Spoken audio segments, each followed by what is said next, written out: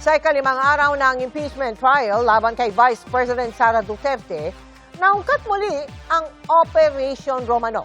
Namitsaw umano ng mga banta ng bise laban kay Pangulong Bongbong Marcos. Ang sabi ng isang senator judge, binanggit na ang Romanov ni Davao City Mayor Baste Duterte sa kanyang mensahe sa Pangulo. Nakatutok live si Mark Salazar. Mark! Mel, sa mahabang salang kay NBI Regional Director Attorney Jeremy Lotok sa witness stand, malaking bahagi ng pagtatanong sa kanya ay kung sino ba talaga may banta sa buhay, ang Pangulo, ang unang ginang at ang dating Speaker of the House o si Vice President Sara Duterte. At sa kahabaan ng diskusyon na yan, Mel, palaging nababanggit yung Romanov ng Russia. Yung mga Romanovs, ano ba kinalaman ng mga Romanovs na ito sa kasong ito, Mel? Sa paggiba ng depensa sa testimonya ni NBI Regional Director Attorney Jeremy Lotok, pinalabas muli ng depensa sa korte ang November 23, 2024 online press con ni VP Sara Duterte. Ang punto, ang hugot daw ng galit ni VP Sara ay reaksyon niya sa banta raw sa kanyang buhay. Mag-iingat po kayo. Baka po mamaya kasi totoo yung mga naririnig namin or yung, I don't know if it's true, na meron daw silang Operation Romanovs. Huwag kang mag-alala, ma'am, sa security ko kasi may kinausap na ako na tao. Pero ayon kay Attorney Lotok, sinubukan nilang imbestigahan ang banta sa buhay ng bise at ang sinasabing Operation Romanov pero hindi ito naberipika dahil hindi raw nakipag-cooperate ang kampo ni VP Sara. We tried to invite Princess Maui to shed light doon sa sinasabi nilang Romanov. Since hindi ho nag-appear si Princess Maui, wala ho kaming basis. So, classify muna namin ito na non-validated information. Ang Romanov, ang pangalan ng pamilya ng huling Tsar o Hari ng Russia.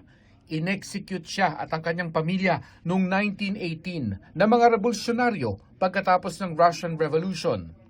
Ang ibinigay na konteksto ng depensa sa paglilitis, ang Operation Romanov ay isang plano para patayin ang pamilya ni Vice President Duterte. Pero nagtataka raw si Senator Judge Raffy Tulfo dahil si Davao Mayor Baste Duterte anya ang alam niyang unang gumamit ng salitang Romanov sa isang mensahe sa Pangulo. It was Baste Duterte ang nabitaw ng salita na yon, warning sa First Family. Hindi ipinalabas sa trial pero ito ang public speech noong January 2024 ang tinutukoy ni Duterte. Just a simple message sa ato ang Pangulo. From now on, before you go to bed, think of the Romanovs. Think of Benito Mussolini and his wife.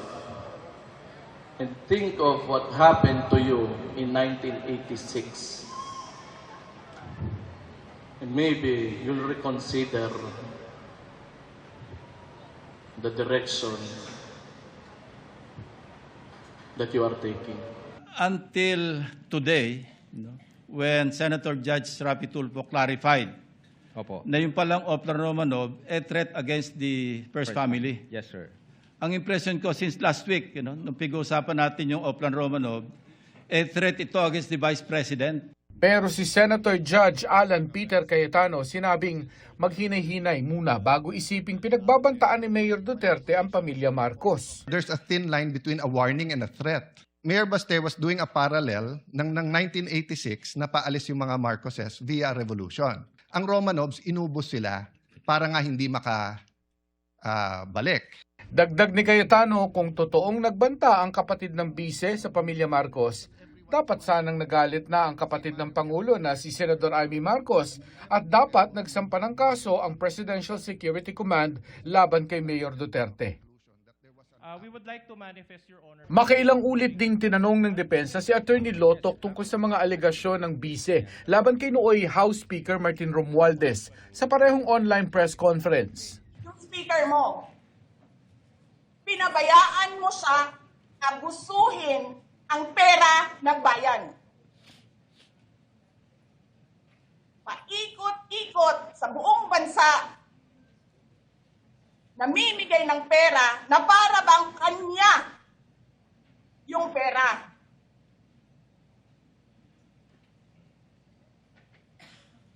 Eh di ba nga, lagi niyo sinasabi separation of powers? Anong trabaho ng legislative branch? Gumawa ng batas. Anong ginagawa ni Martin Romualdez? Nagdidirect ng DSWD?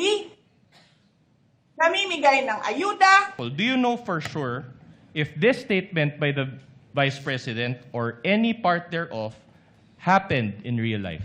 Based on our investigation, yes. You're admitting that Martin Romualdez goes around the country to distribute money? I have to object now, Your Honor. Compound question. Your Honor, my question is the statements or any part thereof. The objection is sustained. Witness is incompetent to testify as to the truth of the matter stated by the Vice President.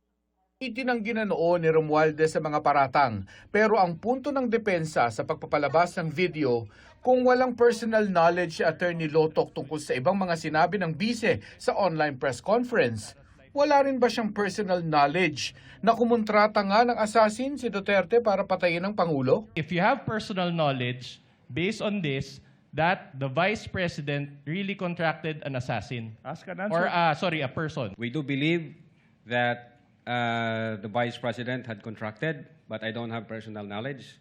Kung personal knowledge ang gusto niyong malaman. Pero we do believe based on the evidence that we've gathered and based on our investigation.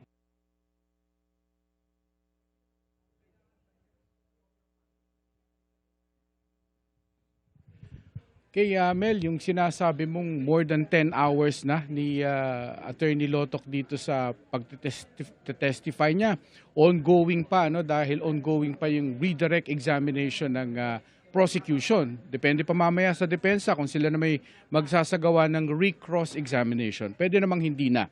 At kung hindi na, yan na yung pwede nang pauwiin si Attorney Lotoc. Nakalinya namang susunod na witness ng prosecution si Attorney Zuleika Lopez, ang Chief of Staff ni Vice President Sara Duterte. Baka bukas na yan, Mel.